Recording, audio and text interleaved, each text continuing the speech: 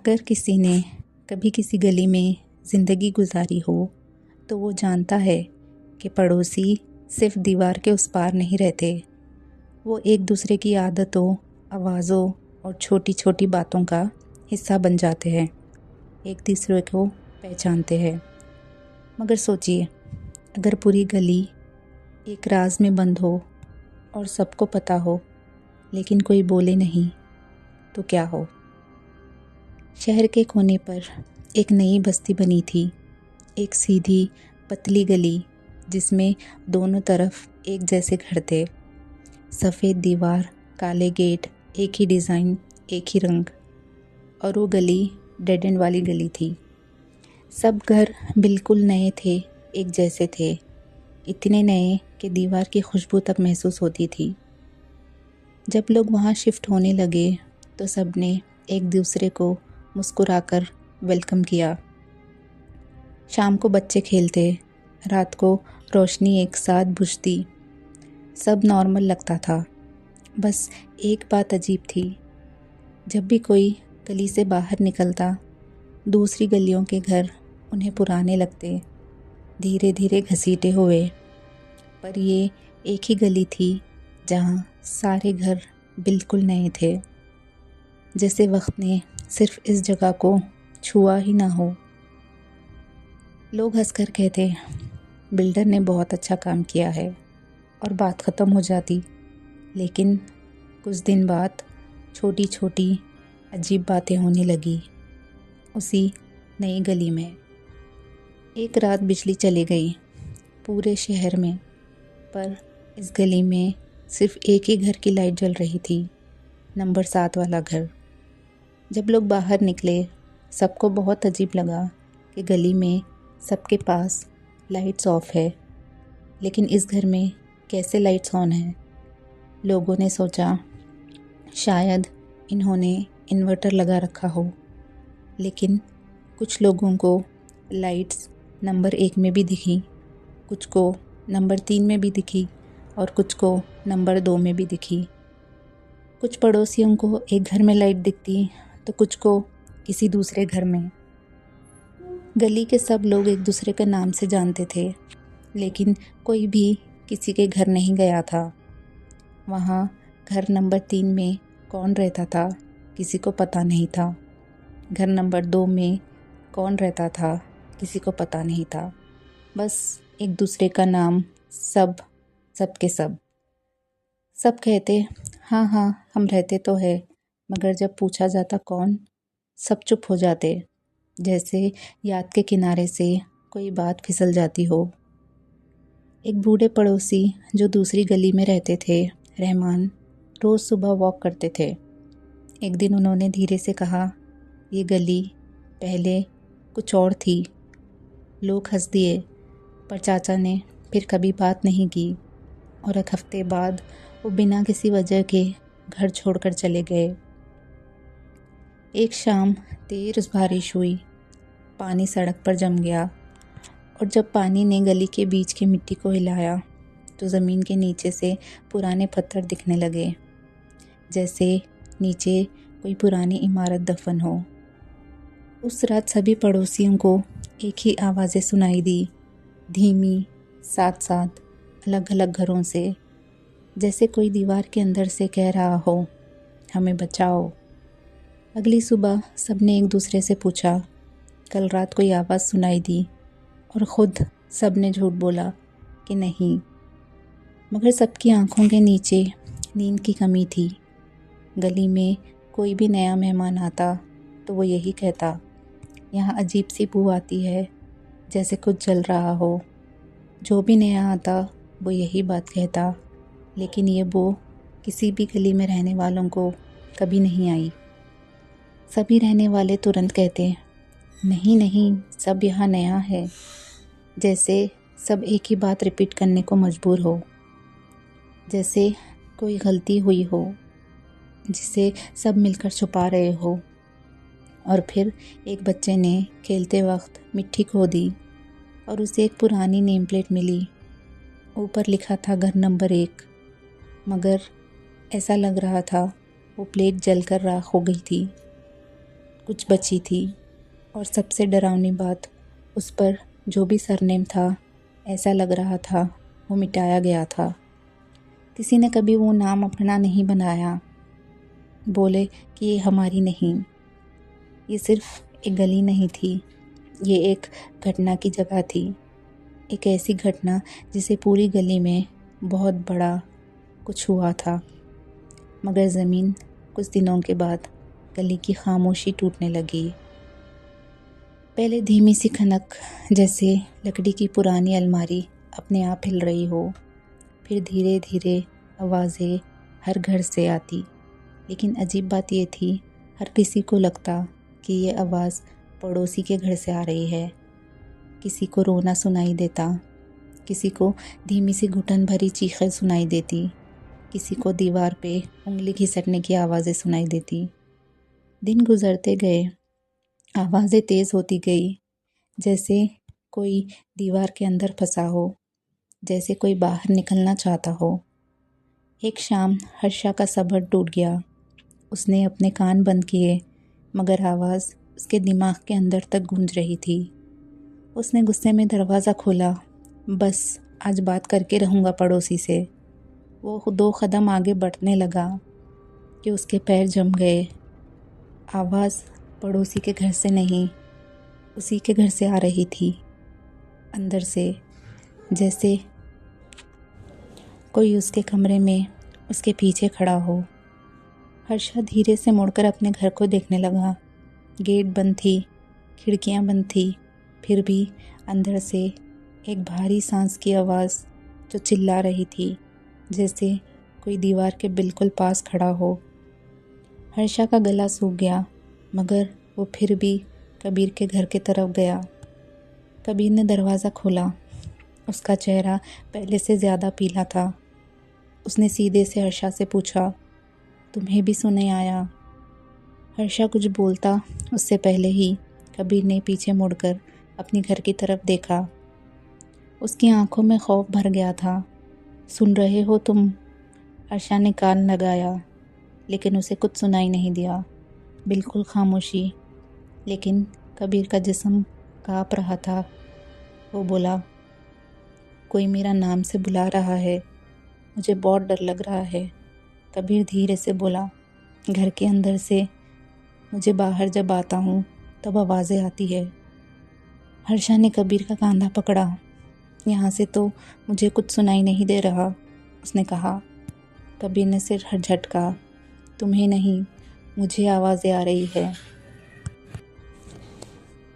उस वक्त गली की हवा ठंडी हो गई, जैसे किसी ने उस गली की सांसें रोक ली हो। दोनों ने मिलकर बाकी घरों पर दस्तक दी। हर घर का एक ही हाल। जब लोग अंदर रहते, आवाज़ पड़ोस के घर से आती, और जब बाहर आते, अपने अपने घरों से आवाज़ें सुनाई देती। और सबके लिए आवाज़ बहुत अलग होती।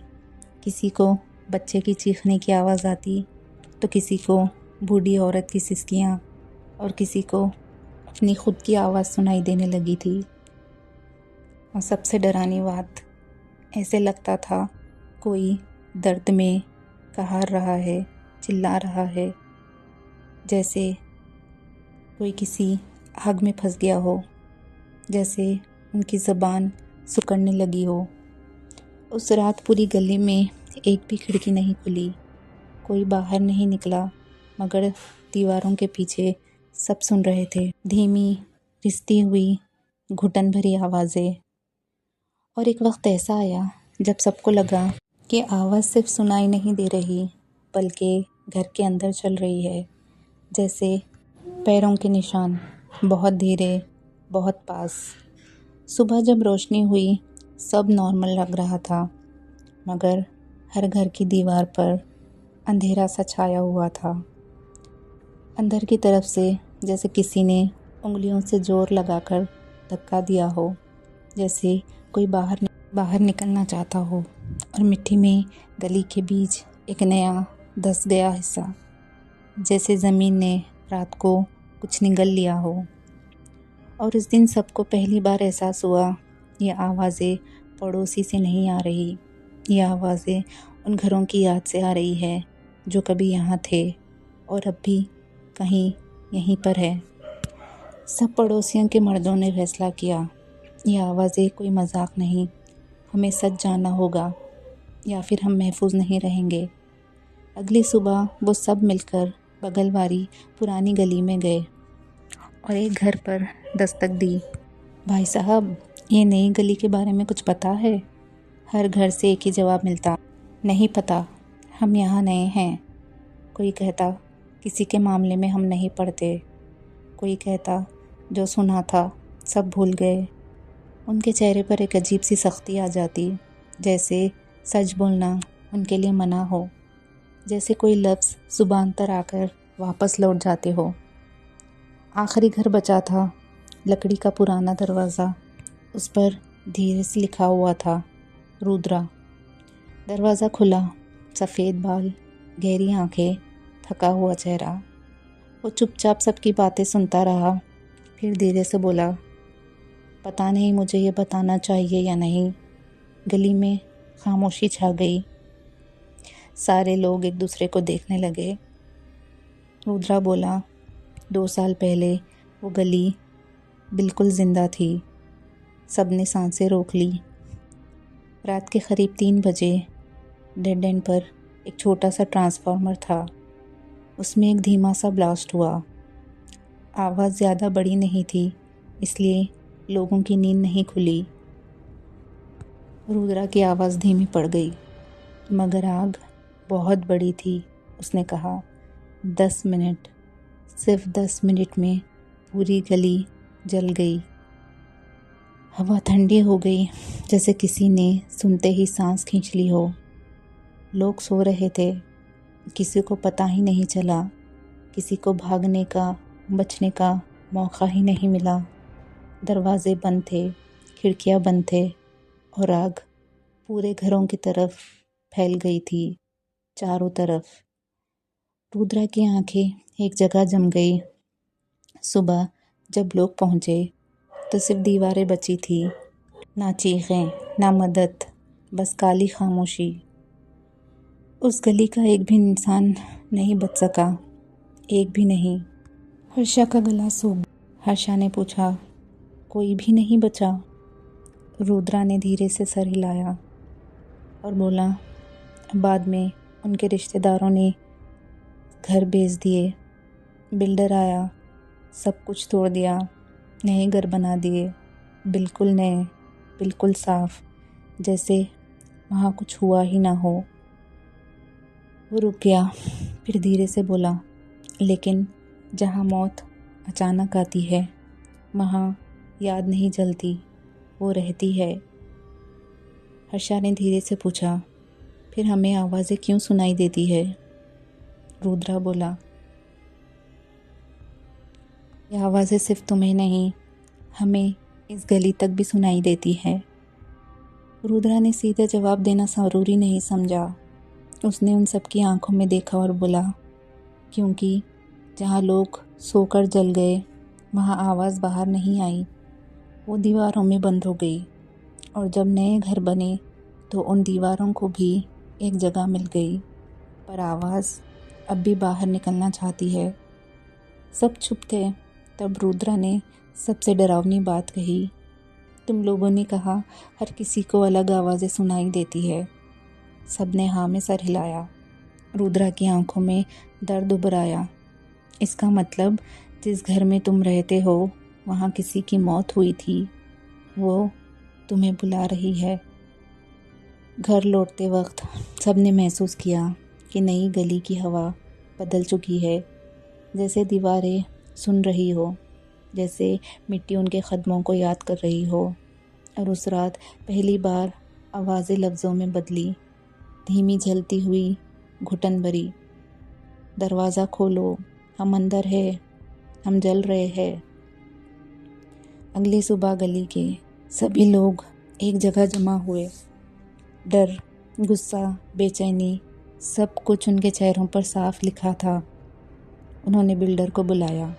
बिल्डर आया, आसपास देखा और ठंडी आवाज़ में बोला, मैं ये घर बेच चुका हूँ, अब मेरा कोई लेना देना नहीं है, किसी ने रोका, किसी ने समझाया, बोले कि हमारी फैमिली का सवाल है, घर में बच्चे हैं, लेकिन वो बिना पीछे देखे चला गया, जैसे उसे पता हो यहाँ रुकना ठीक नहीं।